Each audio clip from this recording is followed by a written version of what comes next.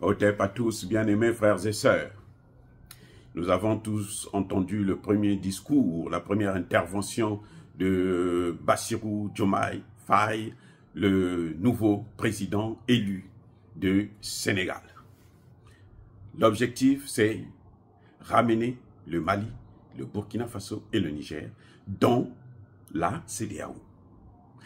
Nous entendons beaucoup d'experts, beaucoup de panafricanistes venir voler au secours de Bassirou, essayer de changer ou flatter, parce que, bon, probablement, ce sont les panafricanistes de gauche, parce qu'on dit que Bassirou est panafricaniste de gauche, donc ceux qui tentent de le sauver, là, ce sont aussi les panafricanistes de gauche. C'est-à-dire que les panafricanistes qui vont essayer de surfer entre le panafricanisme réel, qui est basé sur la souveraineté des États, et le panafricaniste de gauche, qui dit que non, on peut continuer à être esclave et panafricaniste. Exactement ce que nous avons eu à l'époque. Esclaves de maison, esclaves des champs. Les vrais panafricanistes, ce sont ce qu'ils veulent, qu'on pourrait appeler les esclaves de champs.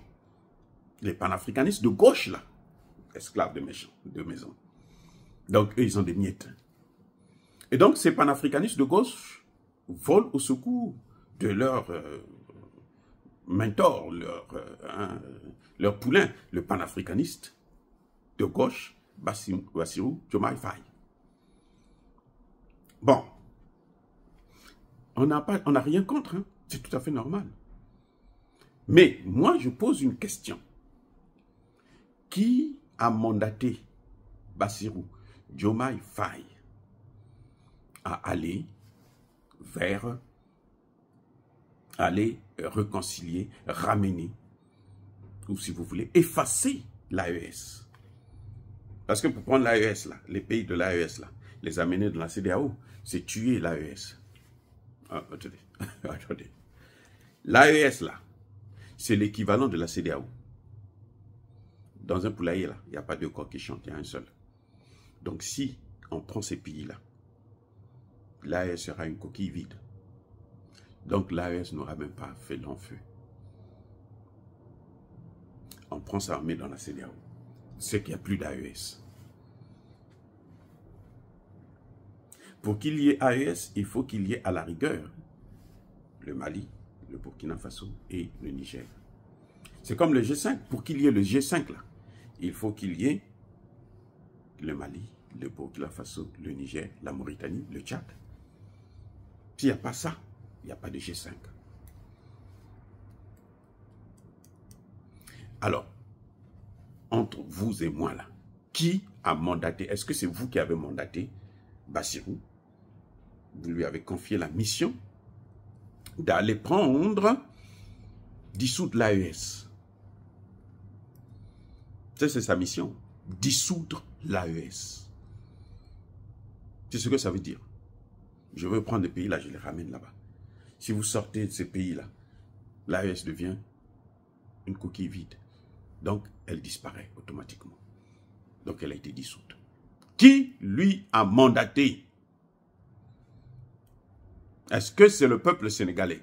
Les Sénégalais, les jeunes Sénégalais là, qui ont voté en masse pour lui là. Est-ce que eux, ils lui ont demandé d'aller dissoudre l'AES? Si c'est le président des Sénégalais, et la mission ne vient pas des Sénégalais, alors la mission vient de qui? Question. Répondez-moi. Question. La mission là, elle vient de qui? De dissoudre l'AES. Ah! Avec tous ces gens là qui sont morts là. Pour en arriver là. Vous voyez tout le terrorisme. Pour en arriver là. Vous voyez la guerre que le Niger est en train de mener maintenant avec les États-Unis. C'est pour l'AES. Et toi, tu viens, tu es élu par le peuple sénégalais. Tu dis, moi, la première des choses que je veux faire, c'est dissoudre l'AES. Alors, question, qui l'a mandaté? Puisque ce n'est pas ce que les Sénégalais veulent. Les Sénégalais, au moins à 90%, soutiennent l'AES. Attendez, je reprends. La jeunesse sénégalaise plutôt, la jeunesse là, au moins même, peut-être même 100%, ils soutiennent l'AES. Cette jeunesse sénégalaise, nous savons, ce sont nos enfants, nos petits frères et petites sœurs. Ce sont nos enfants. Nous les connaissons, nous parlons avec eux, non? Ils soutiennent l'AES. Maintenant, puisque ce n'est pas la jeunesse qui l'a mandaté, donc qui l'a mandaté? Au nom de quoi? Au nom de qui? Ils peuvent lui confier une mission que le peuple ne lui a pas confiée.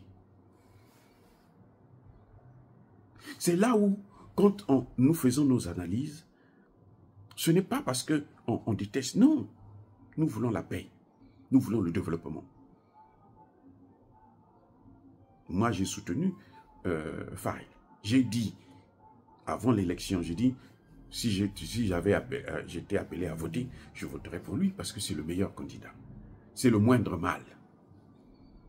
Mais je n'ai jamais dit que non. Oh, il faudrait qu'elle aille dissoudre l'AES. Non, au contraire. Ce qu'il faut dissoudre, c'est la CEDEAO. Bassirou n'a pas parlé des problèmes de la CEDEAO. Non. Mais la CEDEAO a de graves problèmes. Parce que la CEDEAO n'appartient plus aux populations de la CEDEAO. La CEDEAO appartient à l'Occident. C'est la chose de l'Occident.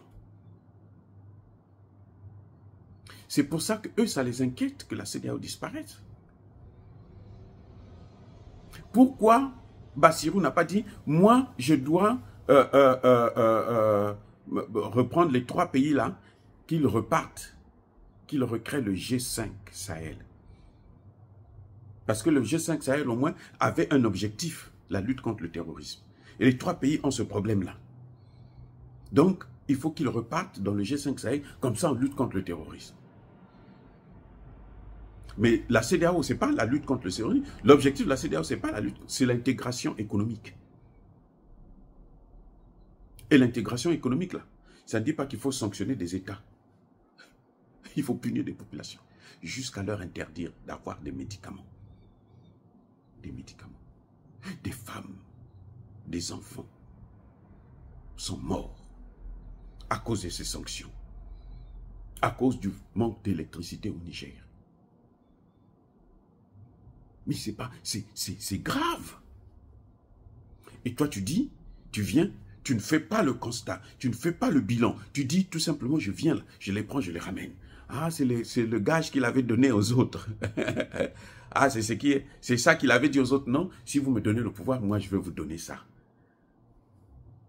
Eh bien, il ne peut pas échanger son pouvoir avec le pouvoir de quelqu'un d'autre. C'est-à-dire que le pouvoir de la CEDEAO, de l'AES, du Mali, du Burkina et du Niger, c'est les Africains. Ça, c'est l'Afrique. Le pouvoir de la CEDEAO, c'est celui qui finance à 80%, c'est-à-dire l'OTAN. Il ne peut pas prendre le pouvoir qui ne lui appartient pas, qu'il ne contrôle pas, qu'il ne gère pas. Et si c'est ça, il va échouer. Il est allé sur des mauvaises bases. Il n'a pas fait le camp. Pour lui, il dit c'est une erreur de la CEDEAO. Ce n'est pas une erreur. C'est plus qu'une erreur, c'est un crime de la CEDEAO d'avoir massacré autant de personnes à cause des sanctions pour faire plaisir à qui? À l'OTAN, à Emmanuel Macron. Mais, monsieur Bassirou, regardez vous-même. Vous voulez le pouvoir. Évitez de faire des promesses que vous savez que vous ne pouvez pas tenir parce que ce que vous promettez aux gens là ne vous appartient pas.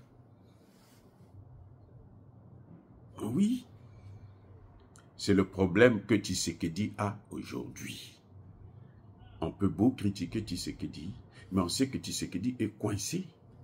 Il avait promis parce qu'il voulait le pouvoir. Maintenant, il a eu le pouvoir et il n'a pas honoré ses engagements. Et maintenant, les autres sont en train de le taper dessus. On met des barricades partout. C'est pour ça qu'il fait tout pour éviter d'aggraver la situation, il fait tout pour éviter, mais il ne pourra pas échapper à ça. Le verdict des autres, là, sera, mais alors, sans appel. Hein? Donc, Bassirou, quand il prend un tel engagement, là, il sait que les autres l'attendent. Vous avez vu comment ils ont fait la publicité de ça au niveau occidental, non? Ils savent, ce n'est pas pour rien. Donc, c'est une situation qu'il faut gérer, c'est une situation qui est poursuivie, que nous allons regarder sérieusement. Il faut le savoir. Ceux qui l'ont mandaté, ceux qui ont demandé à ce qu'ils puissent accomplir cette mission, ce n'est pas les Sénégalais, ce sont les Occidentaux. Et pour le faire, Bassirou aura besoin du peuple sénégalais, qu'il ne pourra pas avoir cet accord-là. Les Sénégalais ne vont pas accepter ça. Donc, il est appelé à échouer à cette mission. Maintenant, qu'est-ce qui va se passer entre lui et les Occidentaux? Vous allez voir, ce n'est pas la rigolade. Bien-aimés frères et sœurs, dire cela c'est inciter à la haine ou à la violence, non. Il y a bas colère, veille à malin, mais encore une fois de plus, soyez bénis, abondamment bénis par le Dieu de Kémit et par nos ancêtres angélisés. Mais que tous ceux qui persécutent le continent africain le pillent et le déstabilisent, qu'ils soient noirs, blancs, chinois, arabes, juifs, indiens, qui qu'ils soient punis, maudits, foudroyés, neutralisés, écrasés, effacés par le Dieu de Kémit et par nos ancêtres angélisés. Vive l'Afrique éternelle, j'ai dit et j'assume.